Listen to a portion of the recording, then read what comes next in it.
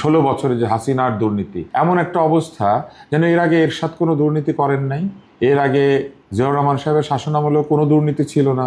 তার আগে শেখ মুজিবুর রহমানের শাসনামলে সেই সময়ও দুর্নীতি ছিল না।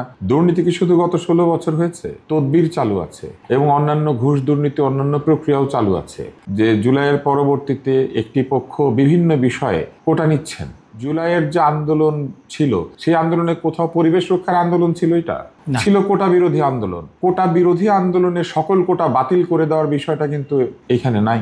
বরং আমরা দেখেছি যে জুলাইয়ের পরবর্তীতে একটি পক্ষ বিভিন্ন বিষয়ে কোটা নিচ্ছেন এবং তারা এই কোটা নিচ্ছেন যৌক্তিকতা ছাড়াই। তদবির চালু আছে এবং অন্যান্য ঘুষ দুর্নীতি, অন্যান্য প্রক্রিয়াও চালু আছে। ফলে এইখানে এই ঘোষণাপত্র যখন বলা হয়েছে যে দুর্নীতির বিরুদ্ধে রাষ্ট্র থাকবে, পুরনো সরকারের যেমন 16 বছরে যে হাসিনার দুর্নীতি, এমন একটা অবস্থা যেন এর আগে এরশাদ কোনো দুর্নীতি করেন নাই। এর আগে জিয়াউর রহমান সাহেবের শাসনামলেও কোনো দুর্নীতি ছিল না। তার আগে শেখ মুজিবুর রহমানের শাসনামলে সেই সময়ও দুর্নীতি ছিল না। দুর্নীতি কি শুধু গত 16 বছর হয়েছে? এই 16 বছরের আগে কোনো দুর্নীতি হয় নাই?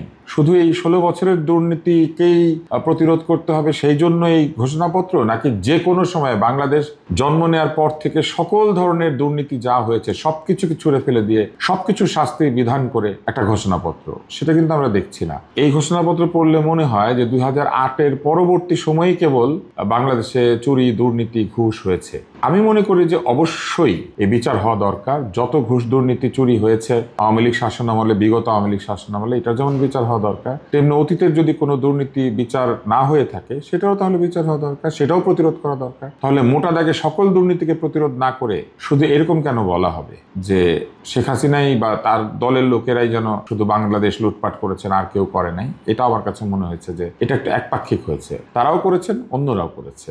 এবং তারা আরেকটি কাজ করেছেন, তারা 1/11 সরকারকে বলেছেন দেশি বিদেশি ষড়যন্ত্র এগুলোর মাধ্যমে তৈরি হওয়া একটা সরকার। 1/11 সরকার যদি ষড়যন্ত্রের মাধ্যমে তৈরি হয়ে থাকে তাহলে কিন্তু এর মধ্যে দিয়ে এইটা বলার চেষ্টা করা হচ্ছে যে 1/11 সঙ্গে সংশ্লিষ্ট যত পক্ষ ছিলেন তারাও সেই ষড়যন্ত্রের অংশ। তাহলে যে ঘোষণাপত্রে জুলাইয়ের বলা হচ্ছে যে সেনাবাহিনী আন্দোলনকারীদের পক্ষে দাঁড়িয়েছিল এবং তাই সেই কারণে অভ্যুত্থানটি অনেক সফল হয়েছে, এরকম একটি কথা কাছাকাছি কিছু আছে, আমি তো এটা মুখস্থ করি নাই, কিন্তু সেনাবাহিনীর ভূমিকাটিকে বলা হয়েছে এই ঘোষণাপত্রে, জুলাইয়ের ঘোষণাপত্রে। তাহলে 1/11 যে সরকার হয়েছিল সেইখানে কি সেনাবাহিনী সংযুক্ত ছিল না? তাহলে সেই সেনাবাহিনী দেশে বিদেশি ষড়যন্ত্রের সঙ্গে সম্পৃক্ত ছিল? এটাকে আমরা বলতে পারি? এটা কিন্তু আমার কাছে মনে হচ্ছে যেটা খুব অদ্ভুত। ইমপ্লাই করা হয়েছে এমনভাবে, বা এমনভাবে সুকৌশলে বলা হয়েছে যে 1/11 সঙ্গে সংশ্লিষ্ট যারা ছিলেন তারা দেশি বিদেশি ষড়যন্ত্রের মাধ্যমে 1/11 করেছিলেন এবং সেই ষড়যন্ত্রের মাধ্যমে যদি 2008-এর নির্বাচনটি হয়ে থাকে। এরা আবার এই ঘোষণাপত্রের মধ্যে বলেছেন যে 2008-এর নির্বাচন নিয়ে শব্দ নাই, তারা 14, 18 এবং 24-এর নির্বাচন নিয়ে তারা কথা বলেছে। তো 14, 18, 24-এর নির্বাচন বৈধ না, অন্যায় হয়েছে, চুরি দুর্নীতি হয়েছে, ভোট চুরি হয়েছে, ঠিক আছে, অবশ্যই এগুলো আমরা দেখেছি কোথায় কি কতটুকু দুর্নীতি হয়েছে, আমরা তো সব চোখের সামনে দেখেছি। কিন্তু 8-এর যে সরকার তারা দেশি বিদেশি ষড়যন্ত্রের, কিন্তু সেই 8-এর নির্বাচনটা আবার ভালো হয়েছিল। তো ষড়যন্ত্রের মাধ্যমে কি একটা ভালো নির্বাচন করা হয়েছিল 8-এ, সেটা কিন্তু তারা স্বীকার করেছেন এই ঘোষণাপত্রে। 8-এর নির্বাচন নিয়ে কোনো শব্দ করেন নাই। এবং আমাদের মনে আছে যে 2006-এর শেষে এসে 7-এর শুরুতে যখন 1/11 ঘটলো এবং তারপরে 8-এর শেষ পর্যন্ত যে 1/11 সরকার থাকলো, সেই সময়ে আজকের যিনি প্রধান উপদেষ্টা তিনি একটি রাজনৈতিক দল তৈরি করার ঘোষণা দিয়েছিলেন এবং সেই রাজনৈতিক দলের নামকরণ করেছিলেন। সেই রাজনৈতিক দলের সবাইকে চিঠি লিখতে বলেছিলেন। সেইটার দপ্তর সামলানোর জন্য নিজের ছোট ভাই মোহাম্মদ জাহাঙ্গীর, যিনি মৃত্যুবরণ করেছেন, তাকে নিযুক্ত করেছিলেন। তাহলে 1/11 সময় তিনি যে সরকার একটা দল তৈরি করার একটা প্রক্রিয়া হাতে নিয়েছিলেন, 1/11 সরকারের সময় তিনি যে একটি দল তৈরি করার প্রক্রিয়া হাতে নিয়েছিলেন, তাহলে কি উনি সেই দেশি বিদেশি ষড়যন্ত্রের অংশ ছিলেন? নিজের সরকারের সময় লেখা একটি ঘোষণাপত্রের মধ্যে উনি যখন দেশে দল তৈরি করার একটি চেষ্টা করছেন, গণতন্ত্রের জন্য কাজ করার চেষ্টা করছেন, সেই সময়টিকে তিনি সংযুক্ত করে দিয়েছেন দেশি বিদেশি ষড়যন্ত্রকারীদের হাতে। তাহলে সেই দেশি বিদেশি ষড়যন্ত্রের সঙ্গে কি আমরা ধরে নিতে পারি যে তিনি এবং তার লোকজন জড়িত ছিল? এটা কি আমরা বলতে পারি? এরকম অদ্ভুত একটা ঘোষণাপত্র তারা লিখেছেন। তাহলে এটা আমার কাছে মনে হয়েছে খুবই স্ববিরোধী, এবং এই স্ববিরোধী ঘোষণাপত্রে আরো স্ববিরোধিতা আছে। বিভিন্ন জায়গায় জায়গায় শব্দের সঙ্গে শব্দের বিরোধিতা আছে। ইতিহাস তারা শুরু করেছেন ব্রিটিশ ঔপনিবেশিকতা থেকে, কিন্তু আমাদের স্বাধীনতা সংগ্রামের বিষয়টিকে তারা খুবই সাটল ওয়েতে 71 থেকে শুরু করিয়ে দিয়েছেন এবং 47-এর একটা ছোট্ট নোক্তা দিয়েছেন যে তখন ব্রিটিশ ঔপনিবেশিকতার বিরুদ্ধে আমরা স্বাধীনতা অর্জন করেছিলাম কিংবা মুক্তি অর্জন করেছিলাম, এরকম কিছু একটা আছে। আমি এক্সাক্ট বলতে পারছি না, কারণ আমি তো মুখস্থ করি নাই। কিন্তু তাহলে 1757 সালে যে স্বাধীনতা আমরা হারালাম, সেটা কার স্বাধীনতা ছিল? পুরো ভারতের স্বাধীনতা ছিল, নাকি বাংলা প্রথম স্বাধীনতা হারিয়েছিল? প্রথম স্বাধীনতা হারিয়েছিল বাংলা। দিল্লিতে মোগল শাসন ছিল।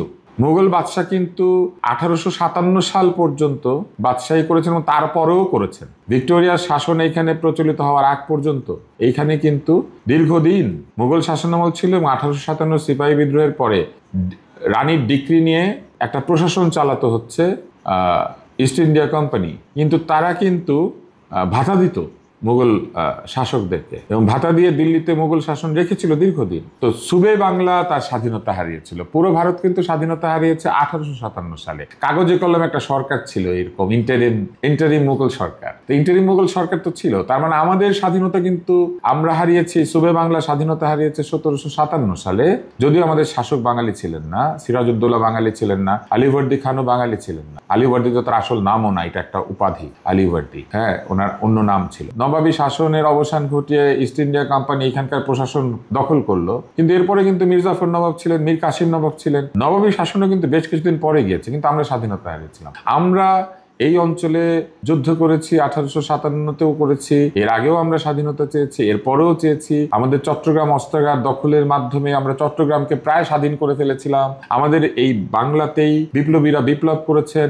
আমাদের এই বাংলাতেই কিন্তু ব্রিটিশদের বিরুদ্ধে যে স্বাধীনতার সশস্ত্র সংগ্রাম, এই ব্যাপারটি দীর্ঘদিন চালু ছিল, এবং আমাদের এখানে সূর্য সেন, ক্ষুদিরাম এরা প্রাণ দিয়েছেন। এই সবই কিন্তু ব্রিটিশ ঔপনিবেশিক শাসনের বিরুদ্ধে। তাহলে সেই ঔপনিবেশিক শাসনের যে সংগ্রাম, সেই সংগ্রামকে আমরা কি শুধুমাত্র 47-এ পাকিস্তান আর ভারত হয়েছিল সেটা দিয়ে আলাদা করতে পারি?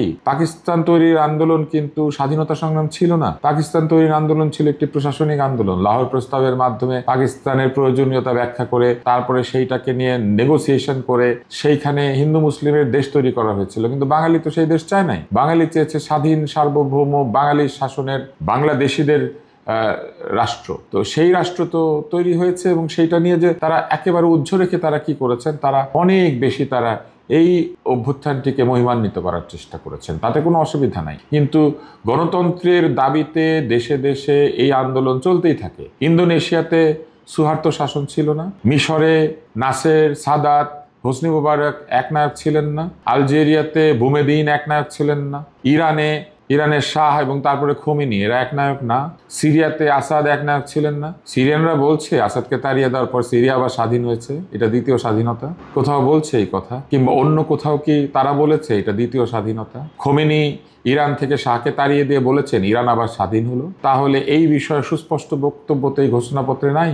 এখানে কোথাও বলা নাই যে আগের সংবিধান কি এইভাবেই থাকবে, সংস্কারের মাধ্যমে সংশোধিত সংবিধান থাকবে, নাকি একটা দল যে দাবি করছেন সংবিধান ফেলে দিতে হবে। আইন অনুযায়ী কিন্তু সংবিধান ফেলে দেওয়ার কথা কেউ বললে, বাতিল করে দেওয়ার কথা বললে, এটা কিন্তু একটি ভয়াবহ আইন অনুযায়ী একটি অপরাধ। তাহলে এরকম অনেক প্রশ্ন এই ঘোষণাপত্রের মধ্য দিয়ে জাগ্রত হয়। কিছু হচ্ছে ঘোষণাপত্রে আছে বলে জাগ্রত হয়, আর কিছু হচ্ছে সুকৌশলে এড়িয়ে যাওয়ার কারণে এই প্রশ্নগুলি জাগ্রত হয়।